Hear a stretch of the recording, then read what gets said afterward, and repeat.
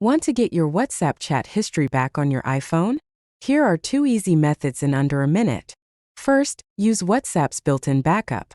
Open WhatsApp and tap Settings at the bottom right. Go to Chats, then Chat Backup. If you see a recent backup, delete and reinstall WhatsApp, verify your number, and you'll be prompted to restore your messages from iCloud.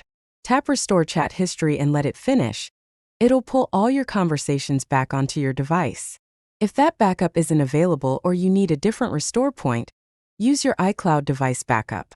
In Settings, tap your name, then iCloud, and scroll to iCloud Backup. Tap the backup listed to see its date and confirm that WhatsApp is included in this backup. If it is, go to Settings, General Transfer, or Reset iPhone. Erase all content in Settings. After your iPhone erases, set it up again and choose Restore from iCloud Backup. Pick the backup you checked earlier, and your WhatsApp chats will return alongside your other data.